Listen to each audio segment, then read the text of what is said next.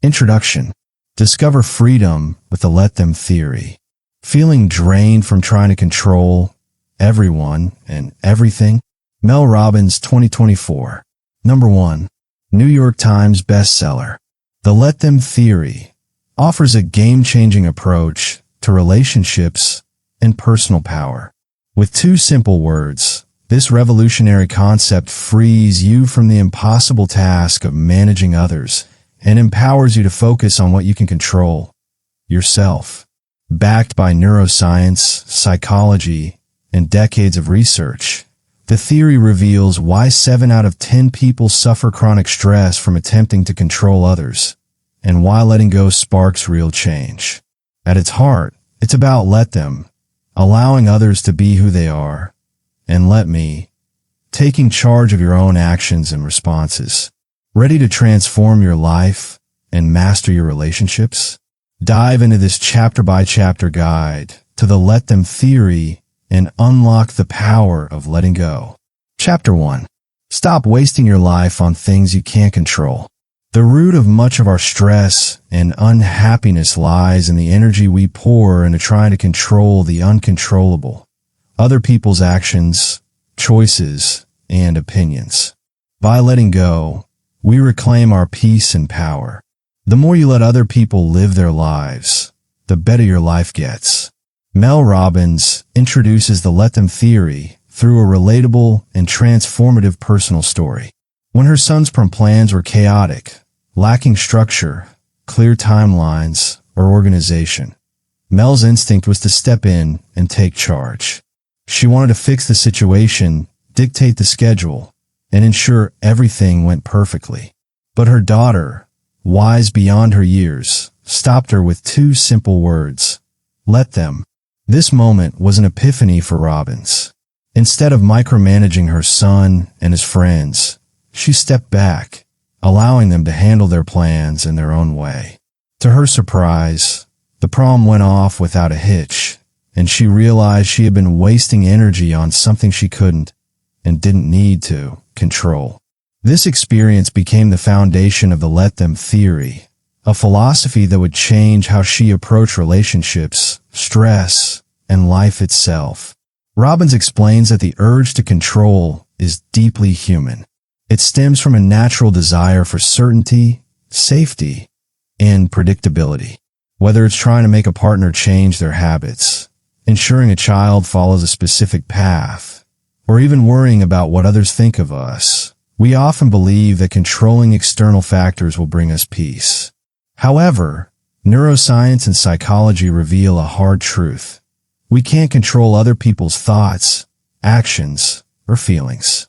Attempting to do so not only exhausts us, but also creates tension, resistance, and resentment in our relationships. Research cited in the chapter shows that 7 out of 10 people experience chronic stress from trying to manage others. This stress doesn't just harm our mental health. It affects our physical well-being, relationships, and overall quality of life. The more we cling to control, the more we lose sight of what truly matters: our own actions, choices, and happiness. The Let Them Theory is about releasing the need to control others and redirecting that energy toward what we can control: ourselves. Robbins emphasizes that letting go doesn't mean giving up or being passive.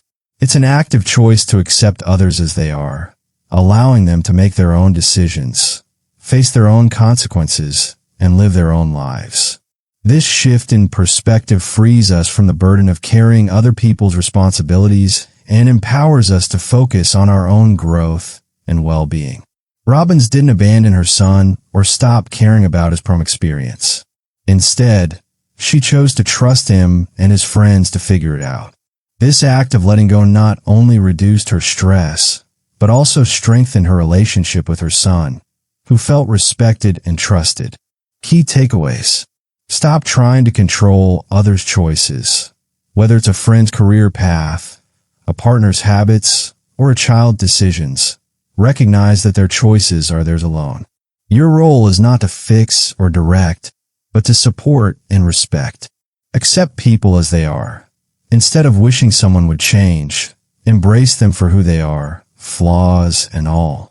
Acceptance fosters healthier relationships and reduces conflict. Focus on what you can control. Your thoughts, actions, and responses are within your power. Channel your energy into making choices that align with your values and goals. Free yourself from others' opinions. Worrying about what others think is a trap. Let them have their opinions. They don't define your worth or reality. Applying the theory. Robbins encourages readers to start small. The next time you feel the urge to control a situation, whether it's a coworker's approach to a project or a family member's life choices, pause and ask yourself, can I control this? If the answer is no, practice saying, let them. Then shift your focus to what you can do, like setting boundaries, communicating your needs, or taking action in your own life.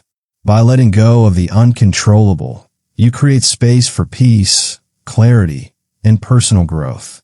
As Robbins learned during the prom fiasco, sometimes the best way to improve a situation is to step back and let others take the lead. Chapter 2. Getting started. Let them plus let me. The let them theory is a two-part strategy that frees you from the exhausting cycle of controlling others while empowering you to take charge of your own responses and actions. It's about finding balance in relationships and reclaiming your personal power. When you say let them, you make a conscious decision not to allow other people's behavior to bother you. When you say let me, you take responsibility for what you do next. Mel Robbins introduces a seesaw metaphor to illustrate how relationships function under different approaches. Without let them, you're stuck in a mindset of trying to control others, which leaves you feeling inferior, insecure, and powerless. You give away your energy, tying your happiness to others' actions. On the flip side, using only let them without let me can lead to false detachment, where you act superior or aloof, risking isolation and shallow connections. The sweet spot is combining let them and let me. This balanced approach allows you to let others be themselves while focusing on your own choices, fostering healthy boundaries and authentic relationships. It's not about apathy or control. It's about mutual respect and personal responsibility. Robbins shares a vulnerable story to bring this concept to life. Scrolling through social media, she stumbled upon photos of friends enjoying a group trip she wasn't invited to. Her initial reaction was a wave of hurt and rejection, tempting her to spiral into self-pity or confrontation. Instead, she applied the let them theory. With let them, she accepted her friend's choice to go without her, recognizing it wasn't about her worth. With let me, she took responsibility for her response, choosing to nurture stronger friendships and communicate her feelings openly. This shift turned a moment of victimhood into one of empowerment, proving the theory's transformative potential. The let them plus let me approach aligns with human nature's need for agency and control. Research in psychology shows that trying to control others triggers stress and resistance, while focusing on your own actions boosts self-efficacy and emotional resilience. By letting others make their choices, you release the burden of their behavior. By owning your response, you reclaim your power to shape your life. Key implementation steps. Recognize control attempts. Notice when you're trying to influence others' actions, like a coworker's work style or a partner's habits. Awareness is the first step. Say, let them, verbally or mentally, acknowledge that their choices are theirs. This simple phrase diffuses emotional reactivity. Shift to let me. Ask, what can I do next? Focus on actions within your control, like setting boundaries or pursuing your goals. Create positive change. Use your energy to build better relationships or improve your own life, rather than dwelling on others' behavior. Applying the theory. Robbins encourages practicing in small moments. If a friend cancels plans, say let them to accept their decision. Then let me to decide how you'll spend your evening productive with stickiness. By combining let them and let me, you'll find balance, empowerment, and authentic connections. Chapter 3. Shocker. Life is stressful. Stress is an inevitable part of life, a physiological response that can hijack your brain's normal functioning, pushing you into survival mode. However, by embracing the let them philosophy, you can regain control, shift your perspective, and choose how to respond rather than react impulsively. This chapter explores how stress affects your brain, body, and relationships, offering practical tools to navigate it effectively. The key to managing stress lies in understanding its mechanics. Dr. Aditi, a neuroscientist, explains that the brain operates in two modes: the prefrontal cortex, responsible for rational decision-making, and the amygdala, which triggers the stress response. When stress dominates, the amygdala takes over, rewiring your brain to doubt yourself, procrastinate, burn out, compare excessively, or lose focus. Alarmingly, 7 out of 10 people live in chronic stress, a state that disrupts mental clarity and emotional well-being. Yet, stress is not permanent. It's a switch between brain functions, and you can influence its impact. 3 truths anchor this understanding.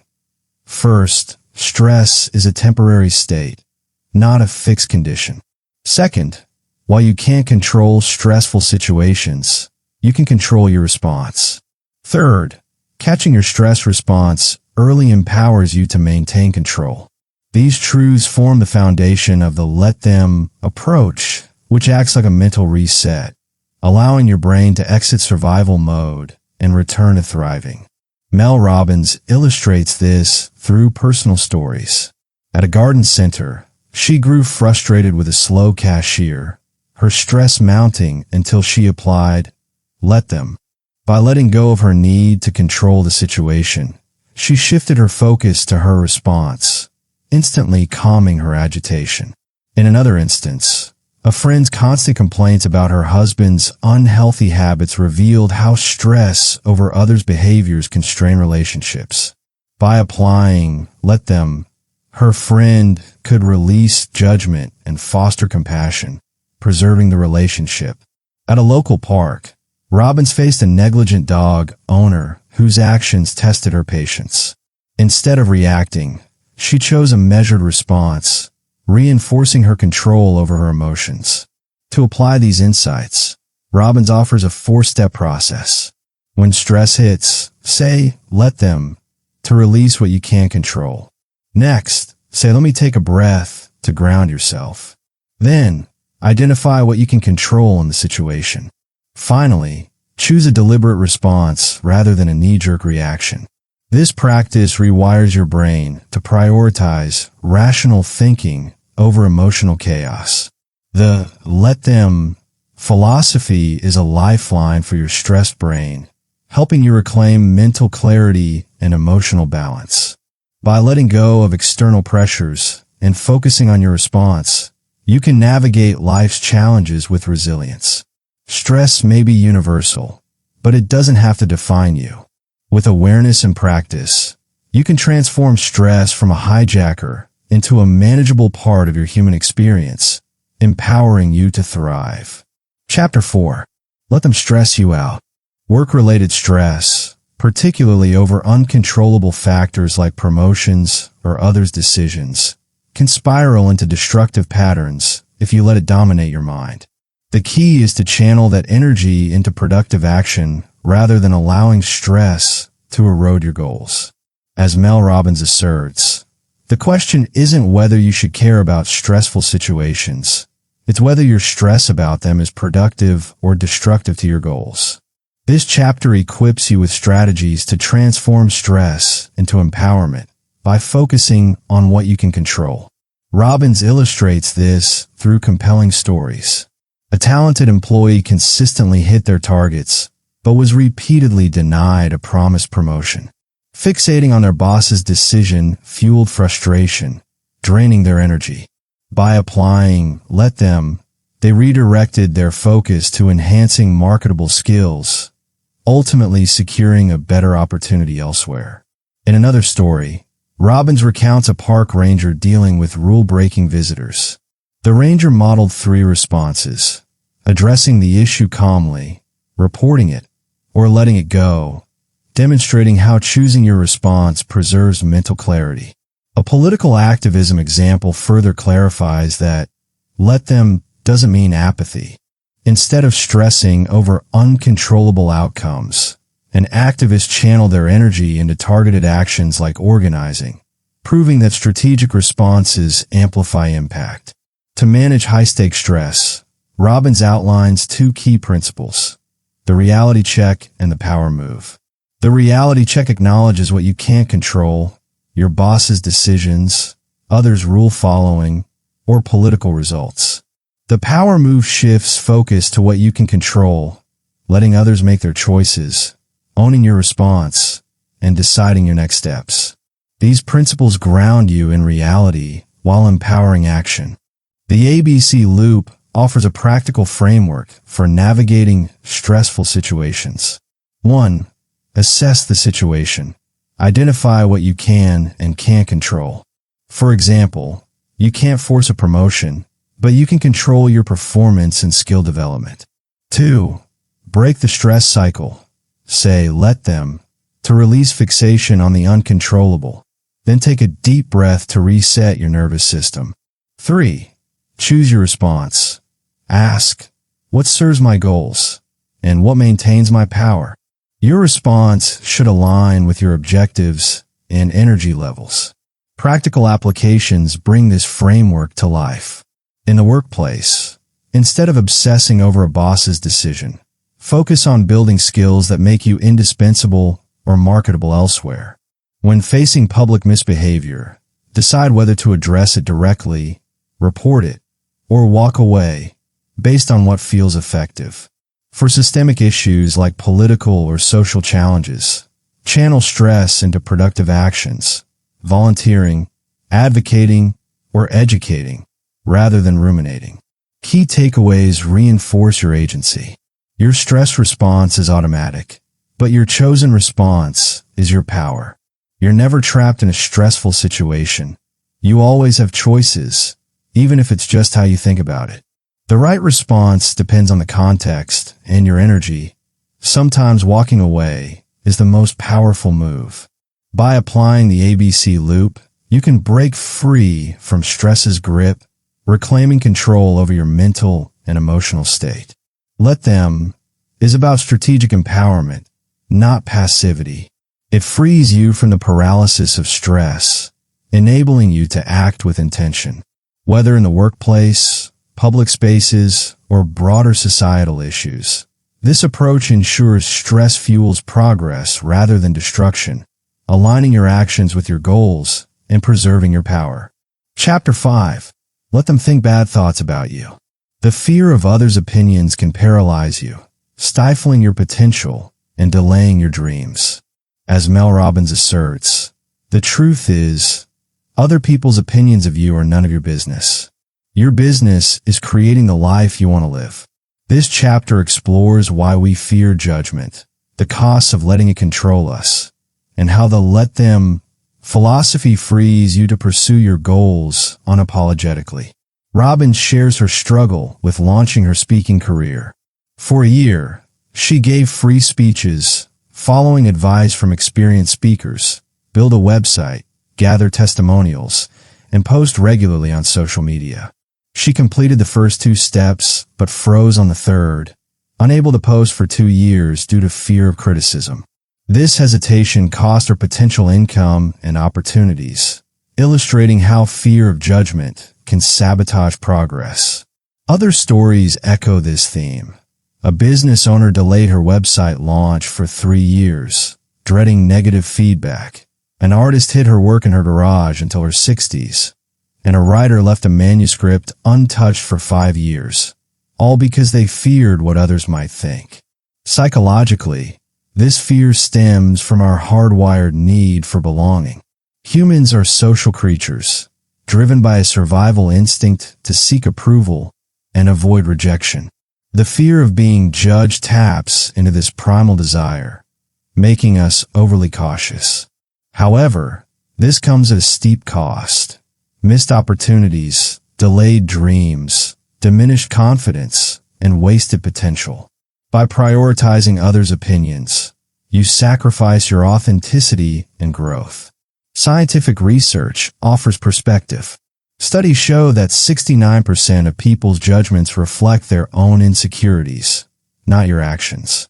Negative opinions often stem from others' self-doubt, and even the most confident critics grapple with fear of judgment. Recognizing that opinions are more about the judger than the judged liberates you from their weight. The let them approach provides a practical way to break free. It involves 2 steps. 1. Let them. Allow others to have their opinions, judge your choices, think what they want, or talk behind your back. Their thoughts are beyond your control and irrelevant to your path. 2. Let me. Focus on living authentically, taking calculated risks, sharing your work, and prioritizing growth. Your energy belongs to building the life you envision, not appeasing others. Applying this mindset transforms how you navigate fear. Robbins eventually posted on social media, accepting that some might criticize her, but choosing to focus on her goals. The business owner launched her website, the artist displayed her work, and the writer published her book, all by embracing, let them, and redirecting their energy toward action. This philosophy doesn't mean ignoring feedback or becoming reckless.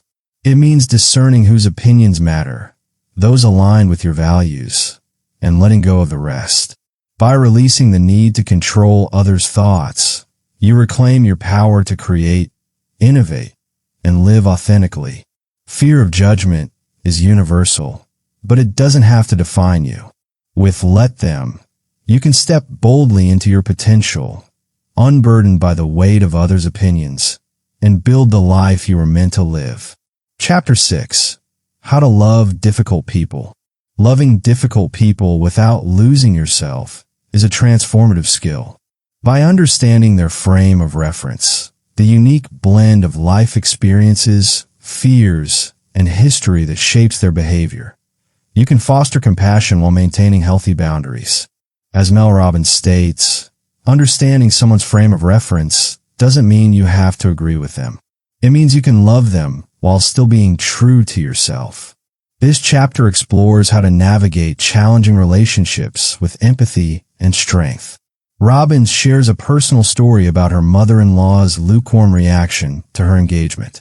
Initially, Robbins felt hurt and angry, interpreting the response as disapproval. However, by applying the frame of reference concept, she considered her mother-in-law's perspective, a history of family separation, fear of losing her daughter, and generational patterns of emotional distance. This understanding shifted Robbins' approach from resentment to empathy, transforming their relationship into one of mutual respect and closeness. The frame of reference concept rests on 2 principles. First, everyone's behavior makes sense to them, driven by their life experiences, fears, hopes, and past traumas. Second, understanding their perspective, such as a mother's fear of losing connection or a person's reaction shaped by past pain, unlocks compassion. Other stories illustrate this.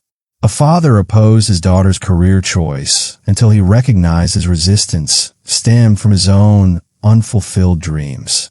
A couple bridged cultural differences by exploring each other's family histories. Siblings healed decades-old resentment by uncovering the fears and experiences behind their conflict. Robbins introduces the 3 levels of acceptance to guide this process. 1. Surface acceptance, tolerating behavior to maintain peace or avoid conflict.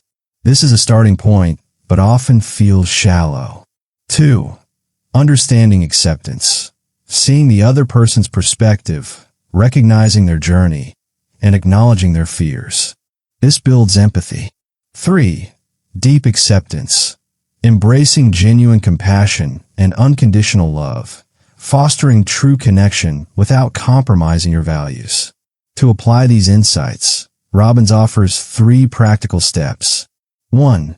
Ask yourself, reflect on what shaped their worldview. What fears or experiences might drive their behavior? What past events influence their reactions? 2. Practice empathy. Listen without judgment.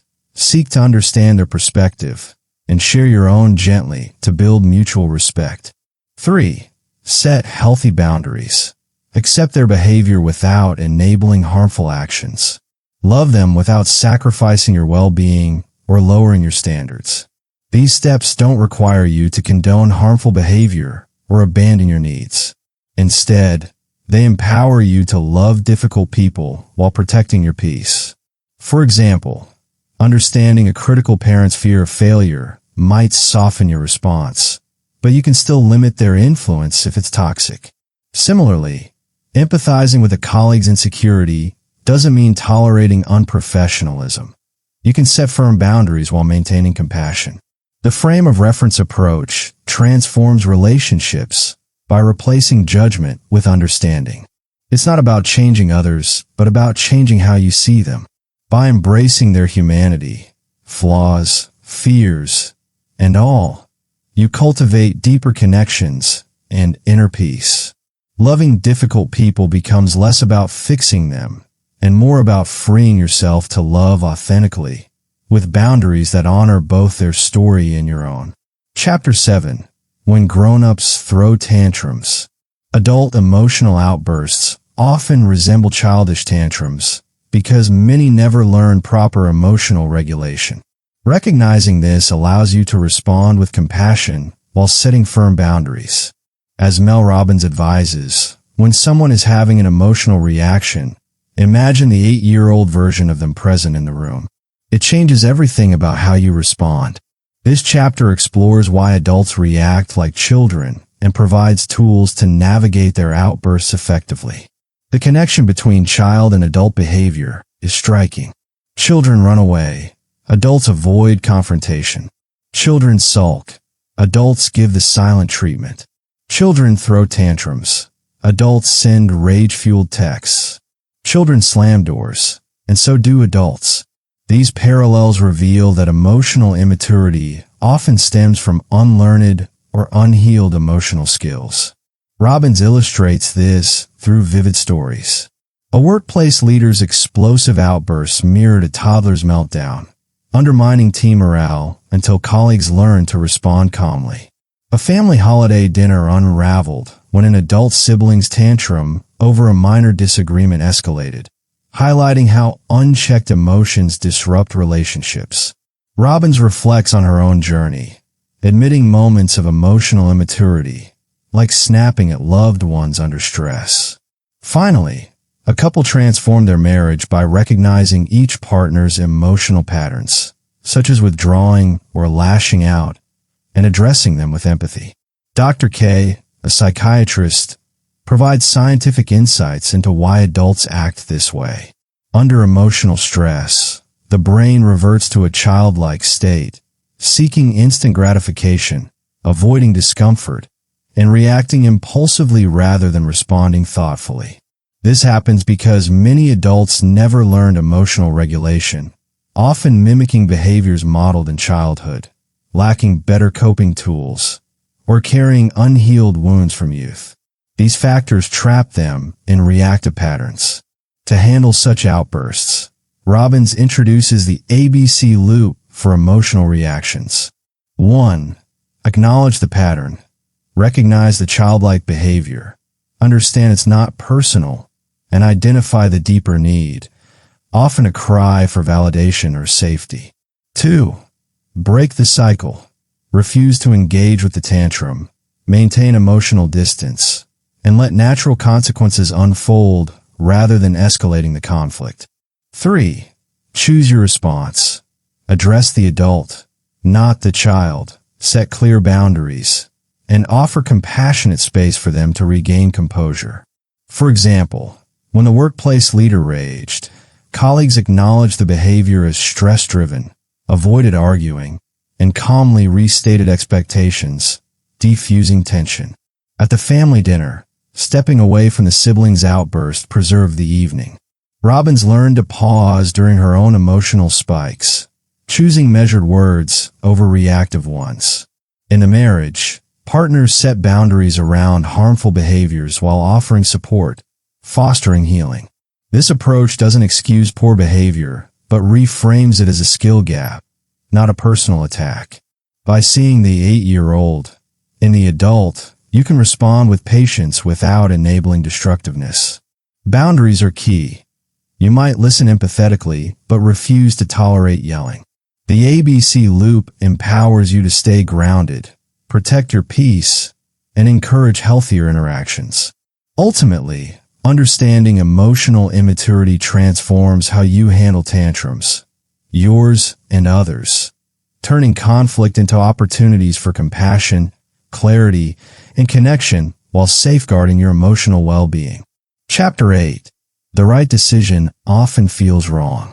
Making the right decision for yourself often feels agonizing in the moment, especially when it stirs others' emotions. But enduring short-term discomfort is far better than living with long-term regret. As Mel Robbins states, making the right decision isn't about feeling good in the moment. It's about being true to yourself even when it hurts. This chapter provides a framework to navigate tough choices with clarity and courage, ensuring your peace remains paramount. Robbins illustrates this through powerful stories. A bride canceled her wedding 2 weeks before the date, facing backlash but freeing herself from a misaligned future. An executive left a family business, risking familial tension to pursue personal fulfillment. A parent set firm boundaries with adult children, causing temporary strain but fostering healthier dynamics. A career change upended an entire family's stability, yet led to long-term growth. These stories highlight the emotional weight of decisions that prioritize your truth. The decision-making framework offers a structured approach. 1. Truth assessment. Oh, it feels wrong. Identify the misalignment driving your unease. Oh, what's the real fear? Pinpoint whether it's judgment, failure, or loss. Oh, what's the cost of not deciding? Consider the toll of staying stuck. Oh, what's the worst that could happen? Prepare for realistic outcomes. 2. Emotional impact management. Oh, who will be affected? Anticipate whose emotions may flare. Oh, how to deliver the news. Plan a clear, compassionate approach. Oh, what support systems are needed. Secure allies for emotional backing. Oh, how to handle reactions. Brace for pushback without absorbing it. Robbins outlines 5 truths about hard decisions to anchor your resolve. The right decision can feel terrible, stirring guilt or fear. Others' emotions aren't your responsibility. You can't control their feelings. Short-term pain prevents long-term suffering, preserving your well-being. You can't control others' reactions, only your response. Your peace matters most, as it fuels a life aligned with your values. Practical application unfolds in 3 phases. 1. Before the decision. Oh, get clear on your truth by journaling or reflecting deeply. Oh, prepare for reactions by anticipating objections or hurt feelings. Oh, line up support, such as friends or a therapist, to bolster you. Oh, plan your communication to be direct, yet empathetic. 2. During the process. Oh, stay firm but kind, holding your ground with compassion. Oh, allow emotions without absorbing them. Let others feel without derailing you. Oh, keep boundaries clear to protect your mental space. Oh, focus on your why, the core reason for your choice. 3. After taking action. Oh, maintain your stance, resisting pressure to backtrack. Oh, allow grieving for yourself and others as you adjust. Oh, trust the process, knowing discomfort will fade. Oh, focus forward, channeling energy into your new path. This framework empowers you to act despite emotional turbulence. The bride found peace post-cancellation. The executive thrived in a new venture. The parent rebuilt stronger family ties, and the career shift brought unexpected rewards. Hard decisions demand courage, but they pave the way for authenticity. By prioritizing your truth and managing fallout with care, you trade fleeting discomfort for lasting fulfillment, proving that the right choice though painful, is always worth it. Chapter 9. Yes, life isn't fair. Life's inherent unfairness is a universal truth that can either paralyze or propel you, depending on how you respond. The key message of this chapter is clear. While you cannot change the inequities of life, your reaction to them determines whether you remain trapped in envy or harness them as fuel to forge your own path. As the chapter's defining quote states, it's not about the hand you're dealt, it's about how you play it. The chapter opens with vivid stories illustrating the destructive power of comparison.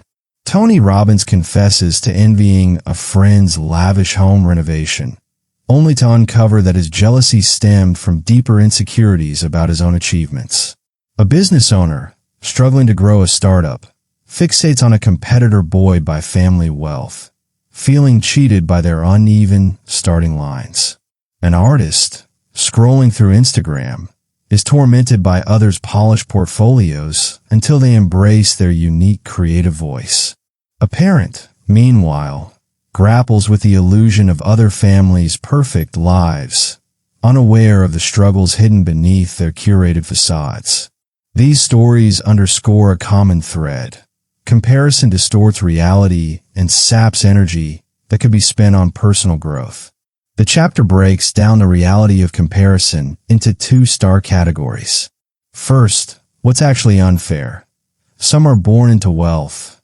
Others possess natural talents. Opportunities are unevenly distributed, and starting points vary widely. These are immutable facts of life. Second, what you control. Your response to unfairness. How you leverage your resources. Where you direct your focus. And what you build with what you have. This distinction is empowering. It shifts the narrative from victimhood to agency. Scientific evidence reinforces the toll of comparison. Studies reveal that 70% of social media users experience negative self-comparison, triggering brain chemistry akin to physical pain. Upward comparison, fixating on those who seem better off, reduces motivation and impairs performance. Focusing on others' advantages activates stress responses, hijacking mental clarity and resilience. These findings highlight why comparison is not just a fleeting emotion, but a physiological and psychological barrier to progress. The chapter distills life's unfairness into three unassailable truths. First, someone will always have more, whether it's wealth, talent, or opportunity. Second, you cannot control others' advantages. Their head start is beyond your influence. Third, your power lies in playing your own cards well. This means focusing on your strengths, making strategic choices, and refusing to let others' successes define your worth. Ultimately, this chapter is a call to action. Life's inequities are not a verdict, but a challenge. By letting go of comparison and embracing your unique journey, you reclaim the energy to build a life that reflects your values and aspirations. The stories, data, and truths converge on one point. Stop measuring yourself against others' hands.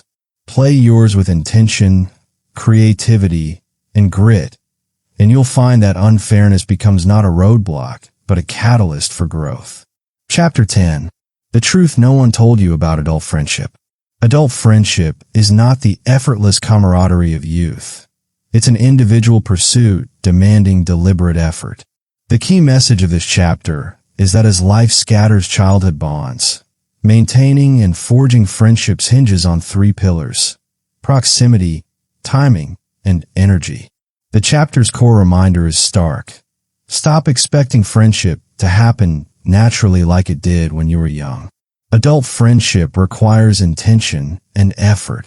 The American Time U survey reveals a sobering reality. From ages 21 to 60, Americans spend more time with coworkers than with family and friends combined. This shift underscores why friendships fade without conscious nurturing. The Great Scattering describes the post-youth divergence. High school and college end, friends relocate, life timelines misalign, group structures dissolve, and individual paths pull people apart. These transitions make friendship feel like chasing a moving target. Research quantifies the challenge. Forming a casual friendship takes 74 hours of interaction, while a close bond requires over 200 hours. Yet, adults prioritize work, spending more time with colleagues than friends. Most alarmingly, people lose 50% of their friends every 7 years, a statistic that highlights the fragility of adult connections. The chapter illustrates this through poignant stories. A woman who relocated to a new city faced the daunting task of building a social circle from scratch, navigating unfamiliar environments to find connection. A mother, consumed by parenting, drifted from childless friends whose schedules and priorities no longer aligned. A career-driven professional, waking up at 40, realized their relentless focus on work left them friendless. A retiree, stripped of workplace camaraderie, had to learn how to forge bonds in a new life stage. These stories reveal the universal struggle to adapt to friendships' evolving demands. The chapter introduces the 3 pillars of adult friendship as a framework for success. First, proximity. Physical closeness fosters connection through regular, organic interactions in shared spaces like neighborhoods, workplaces, or community groups. Second, timing. Alignment in life stages, schedules, and priorities creates opportunities for meaningful overlap, whether it's 2 parents bonding over school events or colleagues with similar routines. Third, energy. Friendships thrive on mutual effort, shared interests, and compatible personalities that spark natural chemistry. These pillars demand intentionality. Proximity might mean joining a local club or co-working space. Timing requires recognizing when life stages align and seizing those moments. Energy involves investing in relationships with reciprocity and enthusiasm, even when life feels busy. The science and stories converge on a clear truth. Adult friendship is not a passive inheritance, but a skill to be honed. This chapter challenges readers to rethink friendship as a deliberate act. By understanding the great scattering and applying the 3 pillars, you can build and sustain meaningful connections. The effort is worth it. Friendships not only enrich life, but anchor it. Stop waiting for bonds to form magically. Seek proximity, align timing, and invest energy, and you'll find that adult friendship, though harder, can be deeply rewarding. Chapter 11. How to create the best friendships of your life. Creating meaningful adult friendships demands courage, consistency, and patience. The key message is that to forge the best friendships of your life, you must be willing to go first, show up reliably, and foster environments where connections can thrive. The chapter's defining quote encapsulates this. Give a year. The best friends of your life might be people you haven't even met yet. But you have to be willing to go first, be consistent, and stay patient through the awkward beginning stages. The chapter opens with a turning point story of a woman who, after a year of isolation in a new town, was nudged by her daughters to knock on a neighbor's door. Despite feeling terrified and embarrassed, that single act of bravery sparked her first local friendship. This connection snowballed into a vibrant community, illustrating the transformative power of taking the first step. The Go First principle is the chapter's cornerstone. It means initiating conversations, extending invitations, showing vulnerability, and embracing social risks. Why does it work? Because everyone feels lonely, fears rejection, and craves connection. Yet someone must break the ice. By going first, you dismantle barriers and create openings for mutual trust. The chapter offers practical steps to build friendships across 3 phases. First, create environmental opportunities. Join group classes, attend local events, volunteer regularly, or frequent coffee shops and walking paths. These settings foster natural interactions. Second, master the initial connection. Learn and use people's names, show genuine interest, Ask follow-up questions and remember personal details to build rapport. Third, nurture growing connections. Organize recurring events, extend casual invitations, follow up consistently, and be reliably present to deepen bonds. Success stories bring these steps to life. A Wednesday morning walking group grew so large it outgrew its text chain. A monthly book club emerged from casual coffee shop chats. A volunteer network flourished through regular service. Exercise classes turned into social hubs when participants prioritized connection. These examples show how small, intentional actions can yield thriving communities. The chapter provides time-tested tips for each stage of friendship building. For meeting people, offer genuine compliments, ask thoughtful questions, share small vulnerabilities, and show up regularly. For deepening connections, create consistent gatherings, include others naturally, share resources, and stay authentically engaged. For maintaining friendships, set regular check-ins, remember important dates, support friends in tough times, and celebrate their successes.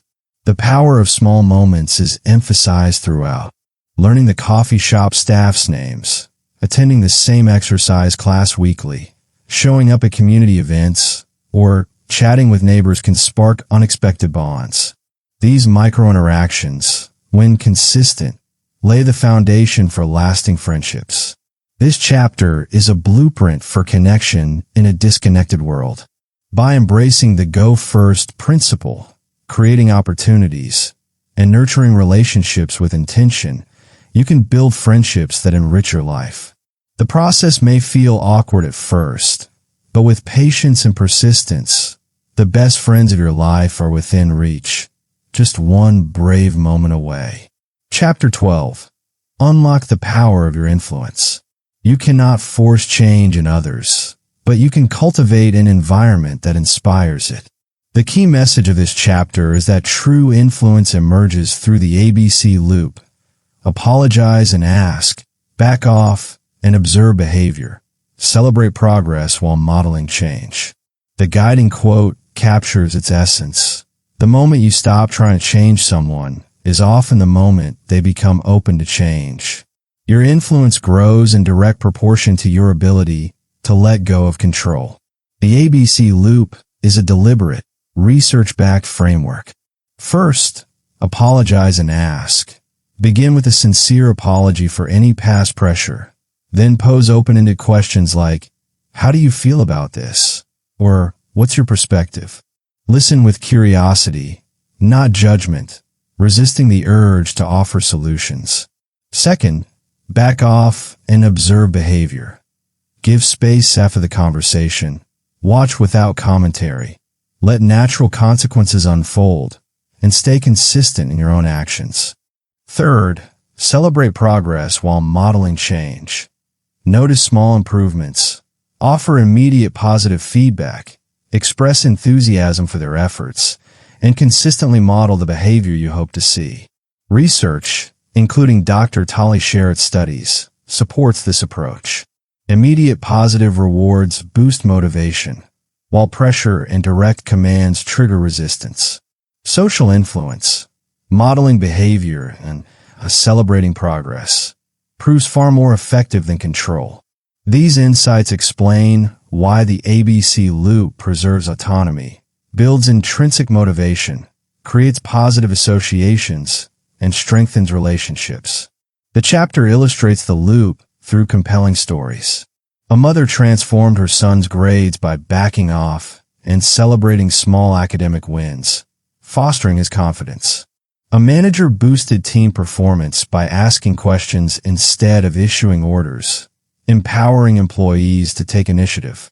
A wife encouraged her husband's healthy habits by modeling exercise and nutrition rather than nagging. A teacher shifted classroom dynamics by celebrating positive behaviors instead of criticizing disruptions. These stories highlight the power of influence over coercion. The science of influence underscores why the ABC loop works and flags common pitfalls to avoid. Offering unsolicited advice, making comparisons, setting rigid timelines, or expecting instant results. These mistakes erode trust and stifle progress. Instead, the chapter offers advanced applications for critical conversations, such as starting with, "I may be wrong about this," or asking, "What would make this easier?" For ongoing support, phrases like, "I noticed you," or "That's impressive," reinforce progress without pressure. If the ABC loop yields no change after 3 months, the chapter introduces the D and E follow-up. Decide if the behavior is a deal breaker. Is it truly unacceptable? Can you accept them as is? What are your non-negotiables? Then, end the cycle. Stop complaining if you choose to stay, or exit gracefully if you leave, maintaining your boundaries either way. This chapter empowers readers to wield influence with intention and grace. By embracing the ABC loop, avoiding common mistakes, and applying the D and E follow-up when needed, you can inspire lasting change without sacrificing relationships. Let go of control and watch your influence grow. Chapter 13. How to take your relationship to the next level. Elevating a relationship to deeper commitment requires clear, confident communication, not ultimatums. The key message is that discussing commitment effectively centers on valuing your time and aligning on a shared vision for the future. The chapter's guiding quote encapsulates this. You're not asking for permission to want what you want. You're simply choosing to invest your time where it aligns with your values. The right person will rise to meet your standards. The commitment conversation is the chapter's cornerstone. Unlike coercive tactics, it emphasizes clarity, non-threatening honesty, and respect for choice, focusing on the value of your time. Matthew's framework provides a structured approach. First, the setup. Choose a calm, private moment, stay composed, and ground the conversation in your self-worth. Second, the script. I have really loved spending time with you, and I know myself, and I'm really looking for a commitment. I wanted to talk to you because I want to see if we both have the same vision for where this is going. I value my time and energy. This script is direct yet open, inviting dialogue without pressure. Third, the power move. Avoid guilt trips or manipulation. Uphold clear standards, and be prepared to walk away if visions don't align. Real-life stories illustrate the framework's impact. Matthew's wife, Audrey, used this approach to shift their relationship toward deeper commitment, fostering mutual respect. A woman secured a partner's commitment by prioritizing her time, reinforcing her worth. Another relationship ended respectfully when visions diverged, preserving dignity. A couple aligned their goals through honest dialogue, building a stronger bond. These stories highlight the framework's versatility and power. The psychology behind this approach is rooted in preserving dignity, appealing to shared values, creating clarity, and respecting autonomy. Its impact is profound. No regrets, a clear conscience, maintained respect, and true alignment with a partner. The chapter also addresses common relationship patterns, such as reluctance to commit to moving in, exclusivity, marriage, or future plans. Partners may offer excuses like, "I'm not ready," "I need time," or "Why change what works?" Recognizing these helps navigate the conversation with empathy and firmness. The follow-through outlines next steps. If they say yes, set clear expectations, discuss timelines, plan actionable steps, and stay consistent. If they say no, accept their answer gracefully, maintain your dignity, move forward, and trust your worth. This ensures you honor your values regardless of the outcome. This chapter empowers readers to approach commitment conversations with confidence and clarity. By focusing on your time's value and using Matthew's framework, you create space for authentic alignment. The approach avoids manipulation, fostering relationships built on mutual respect and shared goals. Whether the outcome is deeper commitment or a respectful parting, you emerge with integrity, knowing you've invested your energy where it aligns with your values. The right partner will meet you there. Chapter 14. How every ending is a beautiful beginning. Relationship endings are not just emotional upheavals. They rewire your brain, leaving a profound neurological and emotional impact. The key message of this chapter is that understanding the science of heartbreak empowers you to navigate endings with grace, transforming them into opportunities for new beginnings. The guiding quote encapsulates this. Every ending makes space for a new beginning. The way you handle an ending determines the quality of your next chapter. The science of heartbreak reveals why breakups are so painful. Research shows they activate brain regions associated with physical pain, as neural pathways intertwined with your partner are disrupted. Daily routines crumble, future visions shatter, and your sense of identity feels threatened. A 30-day no-contact period is critical to reset these pathways, but time alone doesn't heal. Active steps do. Dr. Ann's insights break down the recovery process. Breakups hurt because neural connections, routines, and identity are deeply entangled with the relationship. Recovery involves allowing physical withdrawal, creating new patterns, building fresh neural pathways, and reshaping your sense of self. This process is not passive, but requires intentional action to rewire both brain and life. The chapter offers practical steps for healing in 3 areas. First, environmental changes.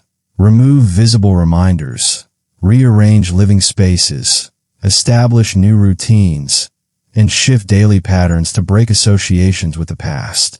Second, support system. Reconnect with friends, schedule social activities, join new groups, and fill your calendar to combat isolation. Third, personal growth.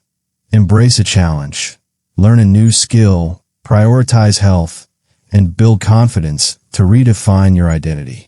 The 11-week mark is a research-backed milestone.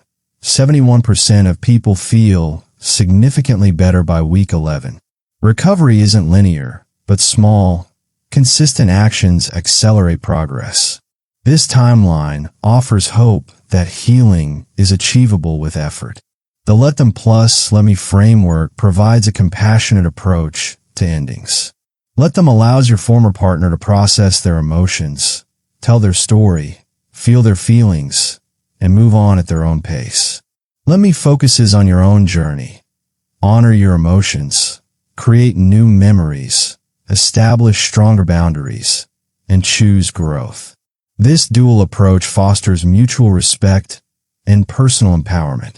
The chapter reiterates its core wisdom. Every ending makes space for a new beginning. The way you handle an ending determines the quality of your next chapter. It closes with a powerful reminder. You are the love of your life. While relationships may end, your relationship with yourself is lifelong. Make a good one.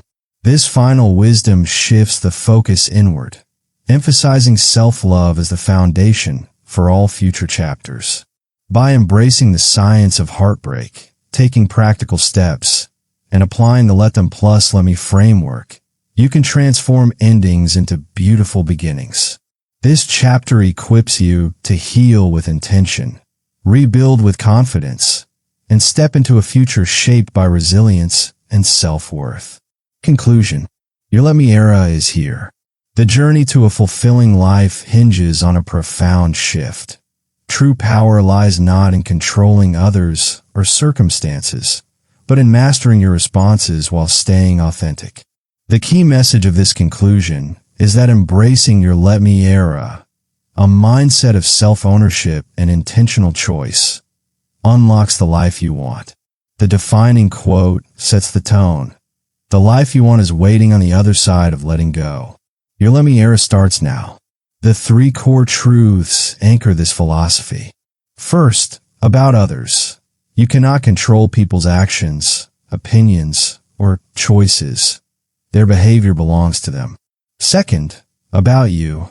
Your power is internal, rooted in your responses, choices, and commitment to your peace.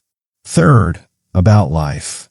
Change is inevitable, growth demands acceptance, and freedom emerges from letting go. These truths reframe control as an illusion and choice as your greatest asset. The cost of control is steep.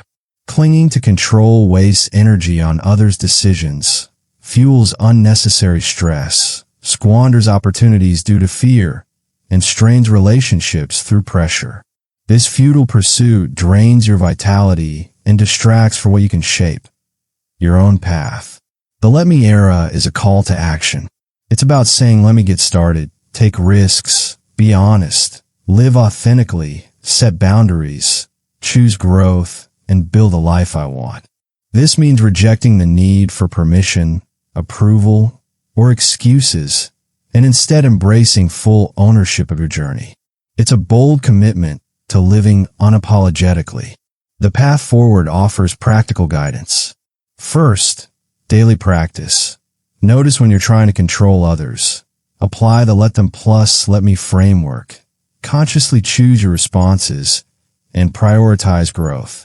Second, ongoing growth. Focus on building better relationships, creating meaningful work, fostering authentic connections, and living true to your values. These practices transform the Let Me era from a concept into a lived reality. This conclusion is a rallying cry to let go of what you cannot control, others' choices, external circumstances, and embrace what you can, your actions, mindset, and authenticity. By internalizing the 3 core truths, recognizing the cost of control, and committing to daily practices, you step into a life of freedom and purpose. The Let Me era is not about perfection, but about progress. Choosing every day to respond with courage, build with intention, and live as the truest version of yourself. The life you want awaits. Start now.